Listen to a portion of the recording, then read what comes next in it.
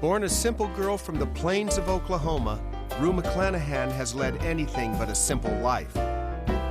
From an early age, she was destined to perform and influence people's lives with love and laughter. She was born an actress from the first breath she ever drew.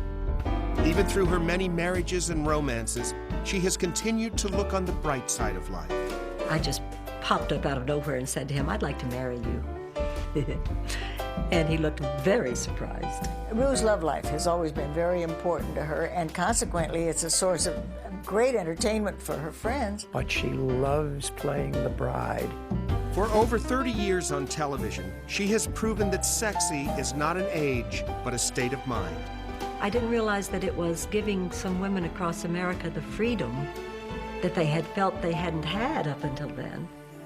She has had to fight life-threatening illnesses. Couldn't breathe. I couldn't get my breath. I couldn't get enough breath. They thought I was hysterical. 3 days went by, and finally, they rushed me into ICU. But through it all, she has not allowed it to diminish her, but only to increase her passion and zest for life. Rue embraces life. She embraces risk. She embraces happiness. I'm John Ritter, and this is an intimate portrait of my friend, Golden Girl Rue McClanahan.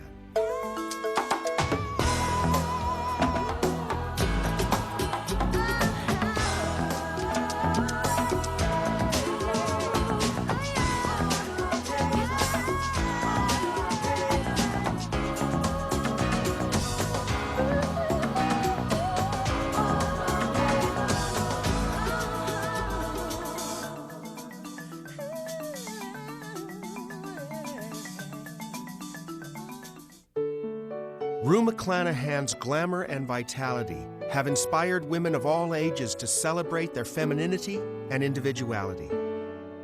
Her work in television, film, and the theater have proven that being a woman today can be truly golden.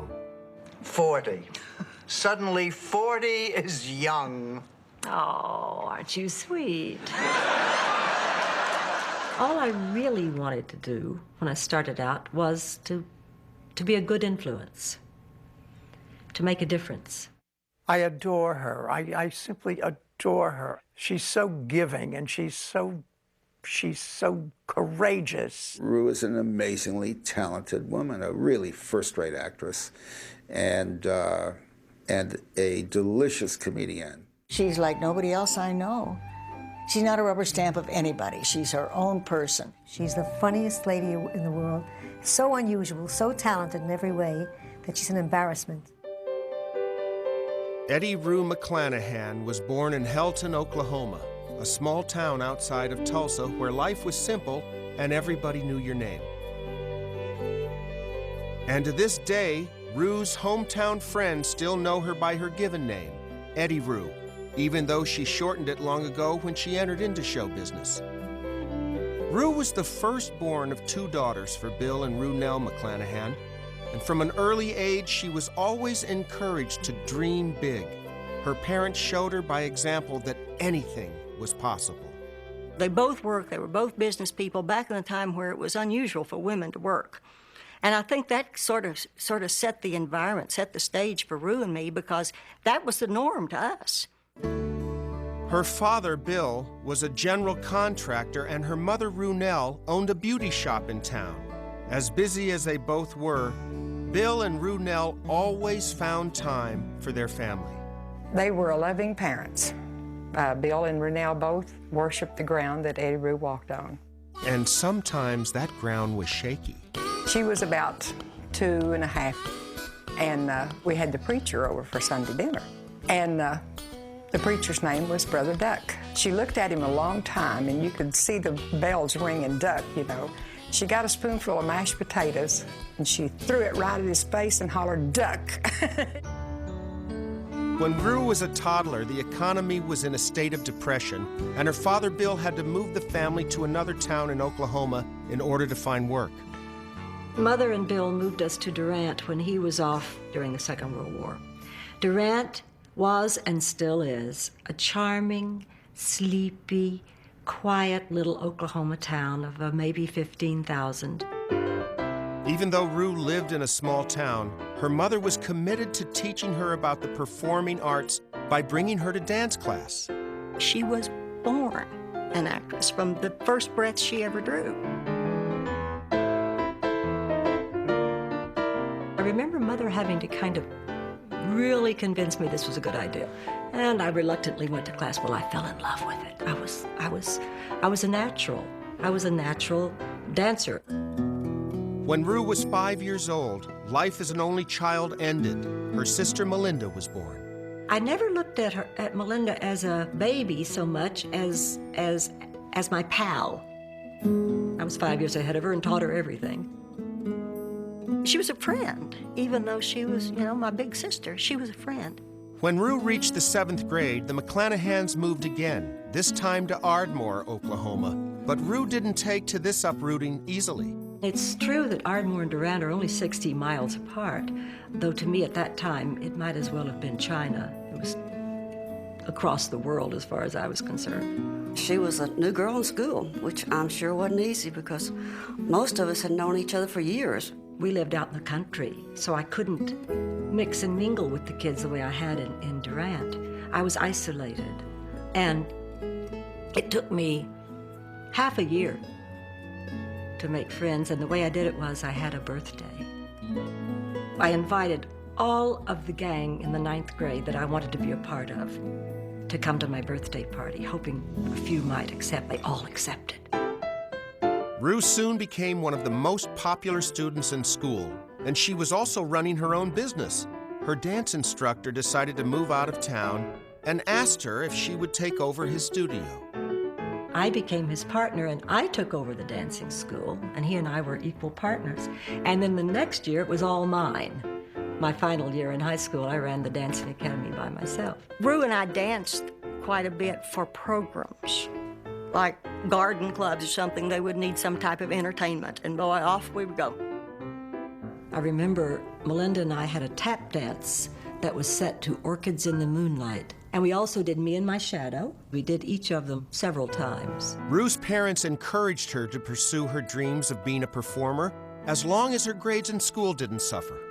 From the very beginning of my schooling, I was expected to be a top student. And I expected it of myself. And my father had been. He was valedictorian of his class. Mother was valedictorian of her class. It came easily to me. They raised Rue and me with a great deal of independence, and we never had the feeling at all that there was anything that we couldn't do or shouldn't do because we were girls. I was voted most likely to succeed because I did so much. I had my own business. I had my own car. That was pretty unusual in that little town in those days. We knew that she would succeed as an entertainer. This became obvious to us. She always remained focused, gave her total attention to whatever she was doing. I was, for a long, long time, a straight-A student. When I started teaching dance, however, my grades slipped a little. One time she did get a F. She bunked a class. She was taking typing, and she decided to drop it because she wanted to be in a play, and she couldn't do both. Rue enrolled in the University of Tulsa, where she majored in German and theater arts. She excelled so much in both majors that in her senior year, she was offered 2 full scholarships. I graduated cum laude, and I got to be what's it called, a BWOC, a big woman on campus. After graduating from college, Rue decided to try to become a professional actress, so she moved to New York City. One of my friends going to New York City to work and to pursue her career in acting. That just was mind-boggling almost. Rue was headed for the bright lights of Broadway, but love seemed to dim her dreams. It was the late 50s, and Rue was living in New York City, striving to become a Broadway actress. Her small-town values were no match for the big city. There was one thing that my parents didn't quite prepare me for, and that was that life out there in the real world can be very rough. and that there can be people out there you can't trust, and you have to be on your guard. I was not on my guard, and I didn't expect the roughness. So when I moved to New York, I was in tears a lot of the time. She was hired for her first professional acting job soon after she landed in New York. However, the job was in Pennsylvania.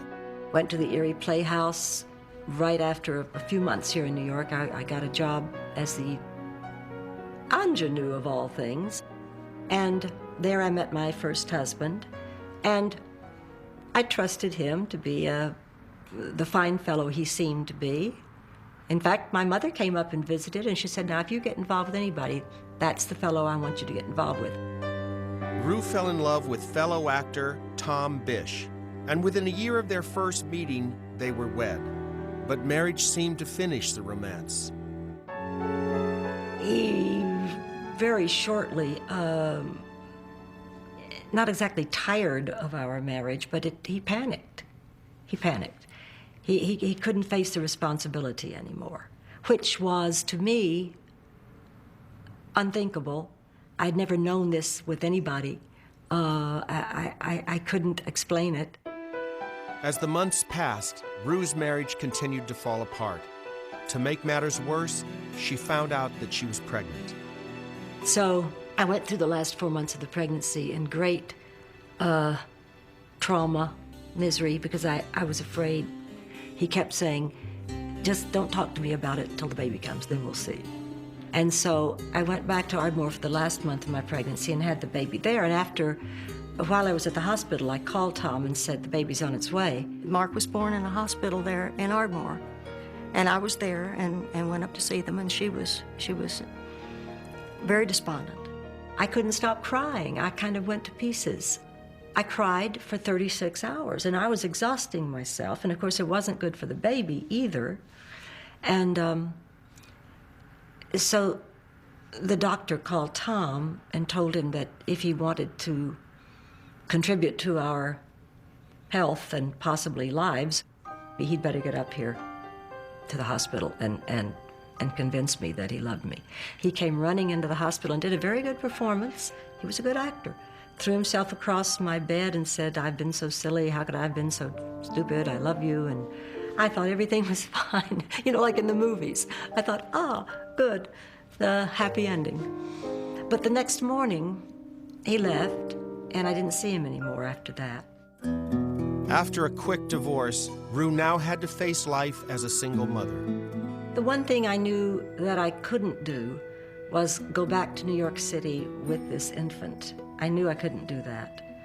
And I didn't quite know how I was going to handle this. So I decided to stay in Ardmore and open another dance, and this time an acting school. She has the ability to she can stiff up her lip anything, for one thing.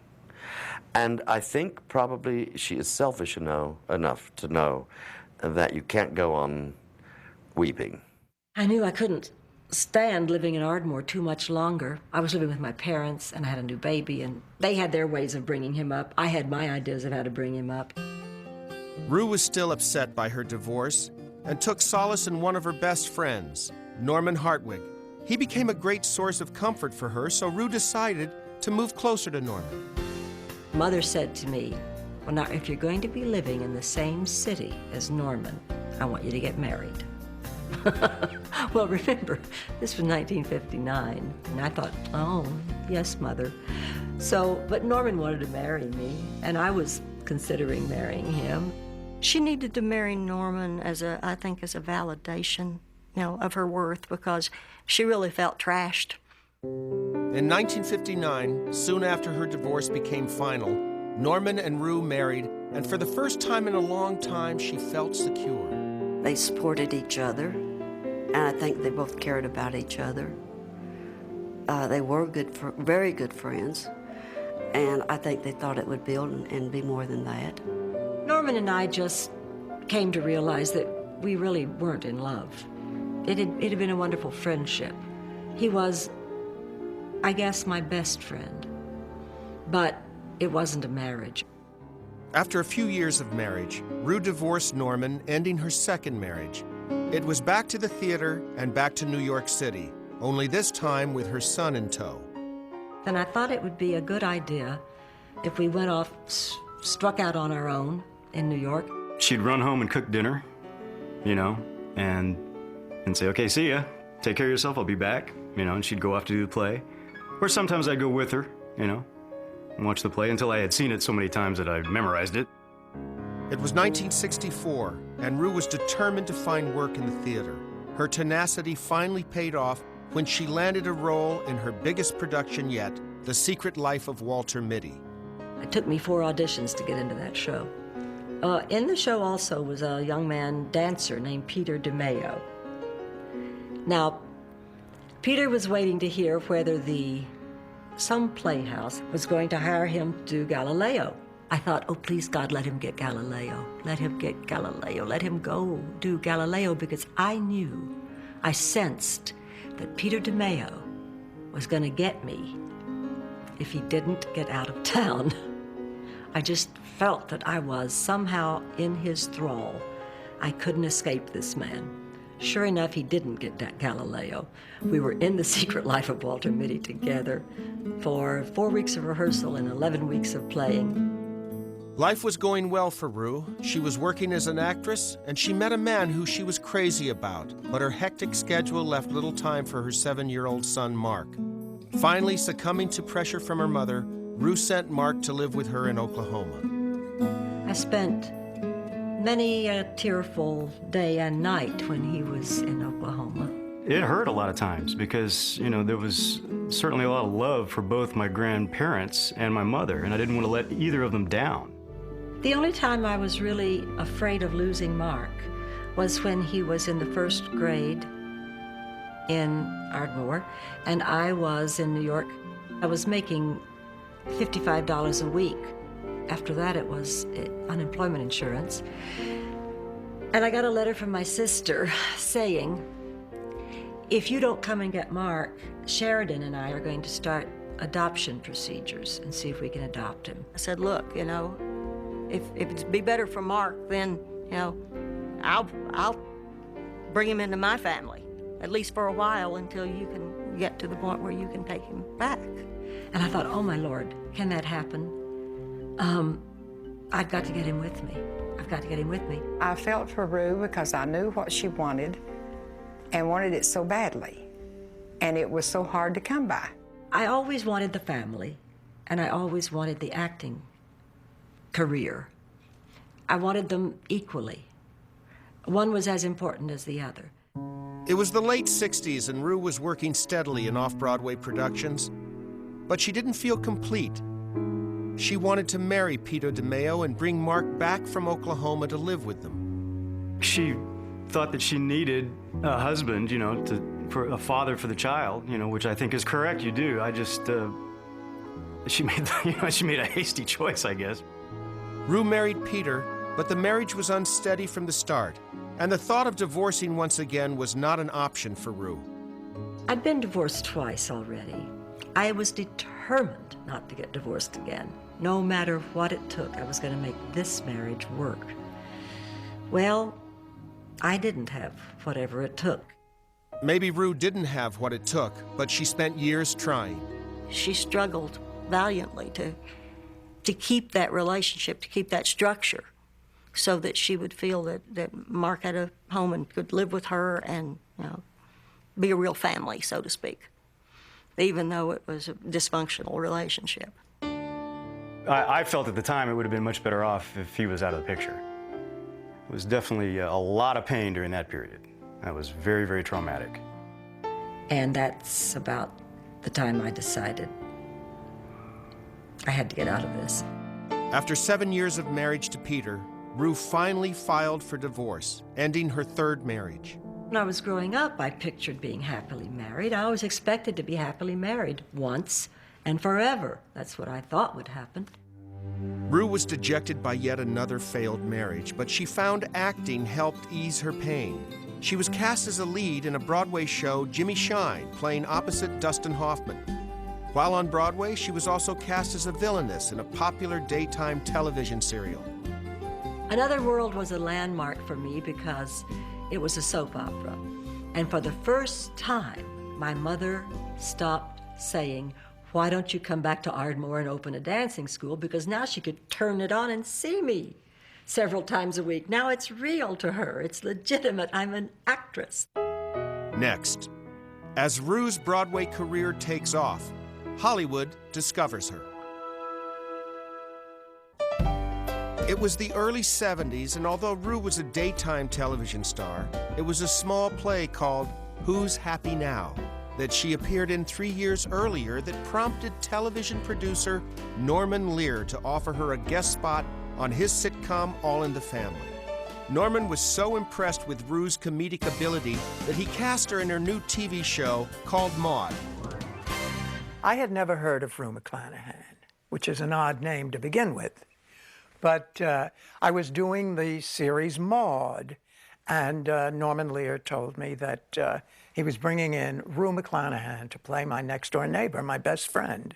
If you were going to cast a friend, anybody in the country were going to cast a friend for B. Arthur, and they came across Rue McClanahan, it seems like such a simple, easy decision. Vivian became this sort of innocent, wide-eyed, oversexed, little doctor's wife. I mean, it was just such fun working with her. We really ended up like, Lucy and Ethel Mertz of the 70s. Given Maude's personality and strength and voice and so forth, Rue's voice, Rue's ability to do that ditzy kind of person, all of that fits so well.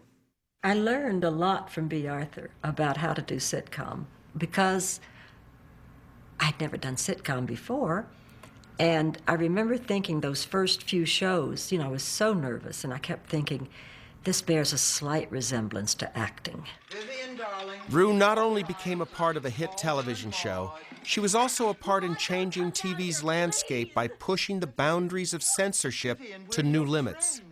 When the doorbell rings, I think it's my husband Arthur at the door. Just a minute, Arthur. Hello, lover boy. And there she was, completely nude, but wrapped in saran wrap. She's hidden from the camera by Maude and Walter's bodies, and the camera is behind Maude and Walter. And we cut from the back of them to Vivian's face. And the audience, of course, is just roaring. And then B shifts her weight just a little. And of course, they laugh harder. Was Vivian wearing saran wrap under that?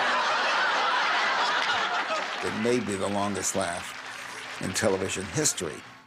Working on Maude allowed Rue to finally think of herself as a success. I was making a regular paycheck. I was feeling financially secure for the first time. Mark was happy, which always made me happy. I was living in beautiful surroundings. I was being noticed for the first time. Rue was also noticed by a man named Gus Fisher. They both had a mutual friend in common. Gus was about 6'2½", and Greek, and brown-eyed, brown hair, big head of hair, and everybody liked Gus. Everybody liked him. Rue had a great time dating Gus because of his gregarious personality. I was at rehearsal one day, and Gus called me, and he said, "I've come to a decision." I said, "What?" He said, "We're either going to get married soon or we're going to break up." Oh, I said, "Really?" And it panicked me. I thought, ooh, then I guess we have to get married soon. I mean, she planned the whole wedding, and they wore the Greek crowns, attached with ribbons to each other and the whole thing. It was so lovely. I mean, she puts on a hell of a wedding. And after we were married, he he wanted to go into commercial real estate. So he asked me if it would be all right if he just stopped working for a better part of a year and would go to commercial school. Gus became a commercial realtor and spent a lot of time with his clients, building his business. He wanted me to always be present at these parties that he was invited to, which didn't interest me in the slightest. And then when it came to be a birthday I had, instead of taking me out to dinner or something, he owed somebody a dinner, and he invited me to go along. And I thought, that's not the way you treat your wife's birthday. Once the glitter blew off, there's a person there that she didn't really know, and as it turned out, really didn't like that much. Rue decided to file for divorce, ending her 4th marriage after only 2.5 years. My investment counselor came to me and said, Rue, I'm so afraid for your pension plan. Why? Because he said, you know, under California law, Gus has a right to half of it, anything you've earned while you were married. Oh, I said, he's not that kind of person. Well, he was. He was. And he felt that it was perfectly ethical for him to take half of everything I'd earned. Financially, she suffered for it. I think what hurt the worst was when I said to Gus, Gus, if you persist in this and you take everything, half of everything I've got, I'm not going to have enough to send Mark to music school. That was the hardest thing of all. In 1978, Maude ended its run. Rue had become a sought-after television actress and was immediately offered a series to star in, but what seemed to be a surefire opportunity turned out to be anything but. In 1978, Rue was still recovering from a recent divorce, both emotionally and financially. She was able to save enough money to send her 19-year-old son Mark away to music school. Rue was now focused on moving her career forward after Maude. She was offered her own series from producer Norman Lear called Apple Pie. However, it only lasted 2 episodes. Then in 1983, Rue was offered a role in a sitcom called Mama's Family. They changed the whole character of Aunt Fran after I'd signed the contract. I didn't quite know how to play her. I felt wasted. Rue was not at all happy with her role, but that concern became secondary when she faced the battle for her life. I was lying in my dressing room one day, not feeling awfully well, but not feeling awfully sick, waiting to go down and rehearse, when a sharp, unbelievably sharp stab hit me right under the right rib. Rue was rushed to the hospital with a severe gallbladder attack, and what was to be a routine operation ended up with serious complications. When I woke up, couldn't breathe. I couldn't get my breath. I couldn't get enough breath. They thought I was hysterical. They said, do you have a therapist we can call? I said, believe me, I'm fine up here, but I just can't breathe. Rue contracted adult respiratory distress syndrome, which is a disease of the lungs that can onset after major surgery. This disease has over a 60% mortality rate. There were complications in the operation, and all of a sudden, she was at death's door. And it was really scary, because I really thought at one point I was going to lose her. Rue pulled through and spent months rehabilitating. By the time she went back to Mama's Family, the series was coming to an end. She was looking forward to using her free time to catch up with old friends from Oklahoma. One of those friends was her old high school sweetheart, Tom Keel, who was recently divorced. And I called him in Dallas and I said, how in the world are you and what have you been up to over these last 30 years? Rue flew to Dallas to meet with Tom and catch up on old times. He just looked adorable, just full of the dickens.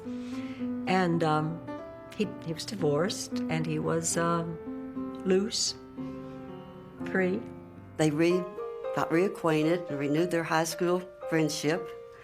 And it wasn't too long before they came back to Ardmore and got married.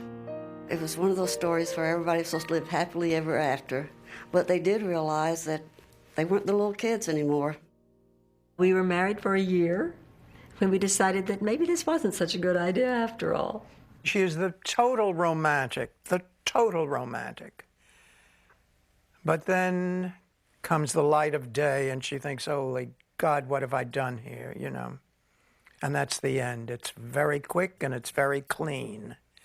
But she loves playing the bride. Rue's love life has always been very important to her, and consequently, it's a source of great entertainment for her friends. I mean, more people fell in love with her than you can possibly imagine.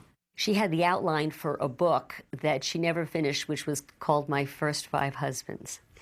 And it's a wonderful insight into her sense of humor. The funny thing is, every time I got married, I thought, this is it. This is it. This is it forever, I think. With her 5th marriage now behind her, Rue was ready to get back to work. She was sent a script for a television show about 4 ladies who shared a condominium in Florida, and they were called the Golden Girls. I just can't believe it. I'm getting married. What do you think about that? I think it's a mistake. To wear all that makeup. I know it's fast, but I just don't know when I'll find another like him. He just... Oh, girls, girls, he makes me feel so good, so young, so happy. Oh, Rose, did you hear that? So happy. But what I thought was so wonderful about the whole Golden Girls was that, number one, we were all vital, feeling, sexy, well-groomed, beautifully made up and coiffed, and not just a bunch of old women, you know, with the breasts hanging down to here. Our characters were like 4 points on a compass. Each one was so different from the other, and yet we all somehow meshed together. Rue's character, Blanche Devereaux, was a saucy and sexy lady who didn't quite fit the stereotype of middle age. Finally turn that corner? Have I finally become so jaded that I can no longer put the name with the face? Oh, listen to me. He was probably just lousy in bed. Blanche was a very engaging character who broke the rules. She broke the rules. Blanche was so self-confident. Well, at least outwardly. She thought so highly of herself. She thought she was so attractive and sexy and just unbeatable. And it kind of helped me to come out of to shed more of my shyness. Because it hit me one day, hey, you know, this woman Blanche looks just like me. And I can act just like her. And so maybe it's okay for me to feel that way too. What she is someone who hears the tune of a different drummer. She's just not like anybody else. She does things that most people don't do. She doesn't do things that most people do. Honey, slut is a little harsh. I mean, Blanche isn't that bad. Oh, my God! I can barely walk. Rue became one of the top television stars of the 80s and recognized wherever she went. She was inundated with the gratitude of women from all over the country for showing them that women over 50 can still be sexy. I didn't realize that it was giving some women across America the freedom that they had felt they hadn't had up until then to dress in a certain way, maybe younger than they'd been dressing, and maybe to feel younger than they'd been feeling. Or in other words, to publicly feel the way they secretly felt inside. In 1987, Rue was recognized by her peers for her work in Golden Girls with an Emmy for Best Actress in a Comedy Series. Being nominated for an Emmy is a huge thrill. And winning, of course, is the creme de la creme. It's wonderful to win. Golden Girls was a top-rated show for 7 years, and it finally ended when B. Arthur decided to leave. So I thought, I really should feel guilty, shouldn't I? But then I thought, no, I shouldn't feel guilty. We've had 7 terrific years, and I want out. Now, I want you to promise that you will not say anything. Do you promise? Do you promise? Are you sure? But what's got me so sad?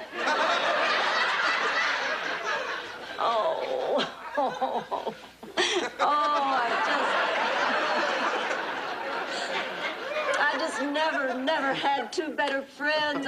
The producers decided to keep the show on the air with the 3 remaining Golden Girls and renamed the show Golden Palace. It wasn't the same. It was like taking a leg off a table. You need all 4 of those legs. You can't do it with 3. Golden Palace never found its audience and was canceled after a year.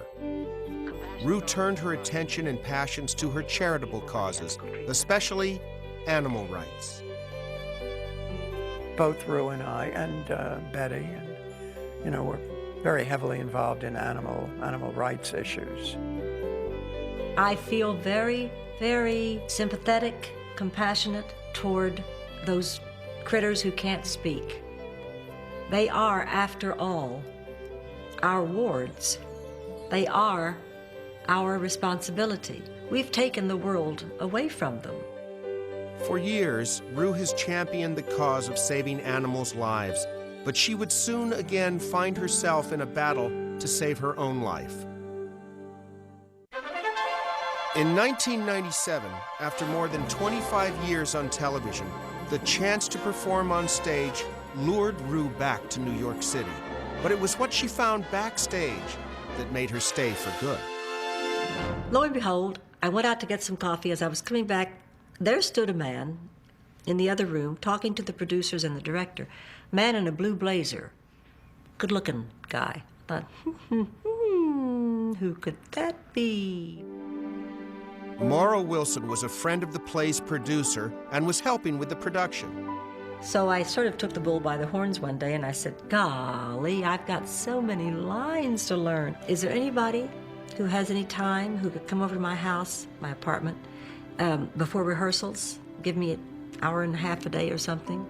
And there was just the slightest pause, and then Morrow said, I could do that. Rue and Morrow worked on the play every morning and found that they enjoyed spending time together. They also found themselves attracted to each other, but Rue's startling discovery caused their relationship to be suddenly intimate. I found a lump under my right arm, and I thought, I've got a stopped-up lymph node here. She said, well, I guess I better have this looked at, and did I know a doctor? And I have a wonderful doctor. And I said, sure, and we set up an appointment. And I had a hunch, just a feeling that this was bad. And I was examined and almost fell off the table when Dr. Fields said, I believe you have breast cancer.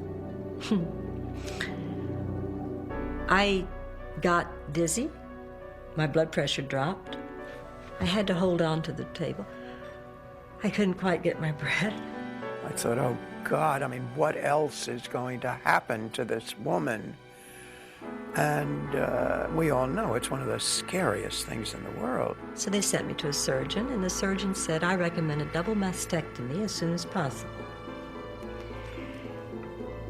And I said, well, I think we'll go and get another opinion. Thank you.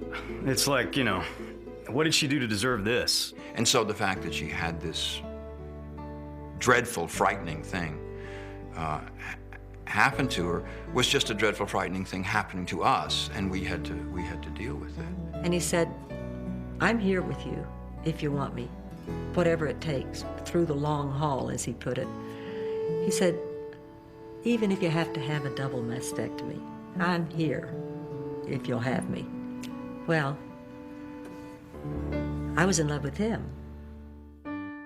Rue finally found a surgeon that offered her a more hopeful alternative. He said, I believe we can do a lumpectomy. And if we get clean borders, that'll be that. We won't have to do a mastectomy. The surgeon also recommended radiation and chemotherapy. And she turned to me, and tears came streaming down her face, and she said, I'm going to lose my hair. I think a woman's biggest fear is if she has breast cancer and has to have surgery, she's going to be less attractive to a man. And it was just the opposite. It didn't take us long. We met in late May, and on June 6th, I told her I loved her. And on June 10th, I proposed. So yeah, it was quick. I just popped up out of nowhere and said to him, I'd like to marry you. And he looked very surprised. And he said, will you marry me? Like, mm-hmm.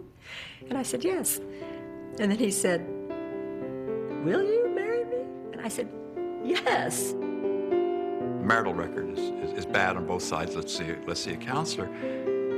What I didn't realize was she wanted us to see a counselor because she thought I was crazy.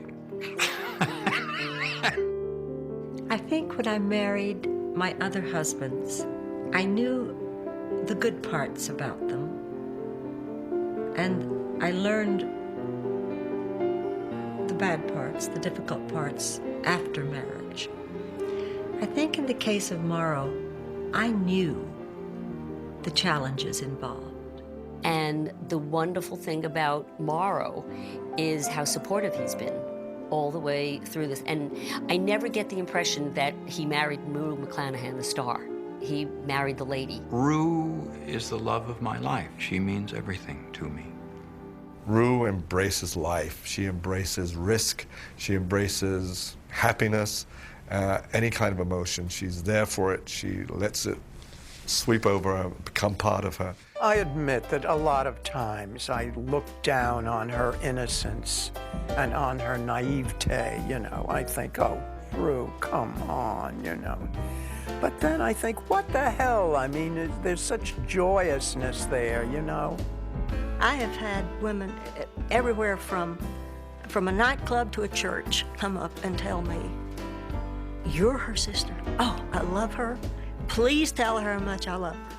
I get this reaction all the time that people that have talked to my mom usually say, hey, she's great. Your mom is great. That's the reaction I get all the time. What a great mom you got. And I do. I'm lucky. I'm really, really lucky. The piece of advice that I wish I had followed all my life, maybe I'm starting to now, which is, to thine own self be true, and it must follow as the night the day. Thou canst not then be false to any man. So, of course, the important thing is, to thine own self be true.